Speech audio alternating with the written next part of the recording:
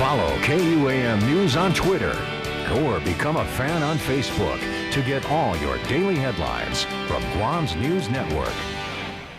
Welcome back to Weekend Edition. Significant events in Guam's history happened in the Manenggon Valley, once a concentration camp where many Chamorros lost their lives. Others lived to exemplify our strength, and this weekend the annual Manenggon Memorial Service was held at the site of the former concentration camp in Jonia. The March to Manenggon is one, though, that will not be forgotten. Joining me in studio to tell us more about this upcoming weekend's Haso I Megota, or Remember Our Strength event, are the event organizers Dr. Bevacqua and Cara Flores-Mays. Thank you both for coming in. Thanks for having us. Well, tell us a little bit about the reason why you all decided to put this event together and what exactly it is, and to maybe encourage people to come out. You know, initially we were sitting around a table at Java Junction, and we had this idea to do a 5K, kind of in remembrance of the Chamorros who suffered and took part in World War II and the marches and things like that. And then we realized that, you know, kind of this forgotten piece of history is there's so much more to it than just a simple 5K. There were years of suffering and endurance, and you know, we've heard stories from our grandparents of what they endured, and have just really sat back and admired their strength. And we really wanted to do something that quietly celebrated and remembered that strength, the strength of the Chamorro people during World War II. When the U.S. was not here and during the time of Japanese occupation. Now tell us a little bit about this walk. I understand it's all the way from Molessu all the way to Manenggon. That's, I think, 19 miles. Yes. Oh yeah, it was, well, because at first it was a 5K, so it's pretty short. Or not for me, I'm really out of shape, so it's not, 5K is a long time for me. But we discussed it, and we talked about how, you know, Chamorros, they were forced out of their homes in July of 1944. Thousands were forced to march to an unknown destination, not knowing where they were going, not knowing what was waiting, knowing that they were supposed to be going to Manenggon, but did the Japanese plan to kill them there? Some were allowed to grab a few things, some were allowed to grab nothing on the way. And so they're marching, some of them from the far north of the island, the south of the island, all over the place. And so when we thought like a 5K is kind of such a small way to commemorate how much struggle and how much sort of strength they had to have in order to endure that. And so that's why we thought, well, maybe we should walk more. Maybe it should be kind of a longer walk, and maybe it should be one of the walks which would really actually put the people who walk it to the limit, you know, kind of really test their own endurance. And so that's why we decided that we would kind of make a longer walk, and we discussed like where on the island should we walk to. And we discussed Jigo to Manenggon, you know, Agate to Manenggon. It was always Manenggon kind of as the final place, just because for the majority of Chamorros that was where the war ended for them, right, in Manenggon. But then we settled upon Maritzo to Manenggon. Have you guys figured out a route? We're just walking along the road. Okay. We're just walking along the road. Which is actually not necessarily what happened back in World War II. My grandfather said that, you know, sometimes they had to go through the jungle because, especially during daylight, they didn't want the planes to see them and mistake them for soldiers, and then, you know, drop bombs. And so it was really a treacherous time for them. I remember my grandfather telling me that they didn't know what to take. You know, he asked kind of, you know, what do you carry? What kind of food do you take with you? And then he remembered a family that was carrying a woman on a stretcher, and the Japanese were telling them to leave her behind. And so, you know, in his mind, he doesn't know what happened to that woman, because, you know, if they didn't listen to what the Japanese said, then they could be shot.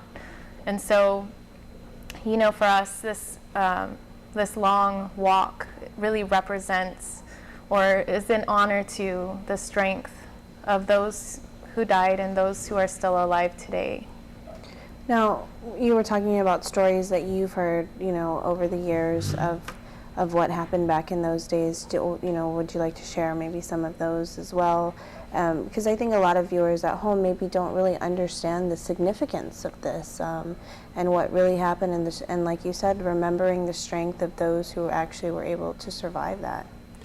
It was World War II on Guam. It was a difficult time, but the final month of the war was the most difficult time, because by that period the Japanese had been there for 31 months, and even though the Japanese, they were still occupying the place, Chamorros had kind of mostly settled into, if you didn't know where George Tweed was, or if they weren't searching for George Tweed in your land, then you were pretty okay. You just had to stay away from them and you were fine. But suddenly what happens in the final months is the Americans are getting closer across the Pacific. The Americans start dropping bombs.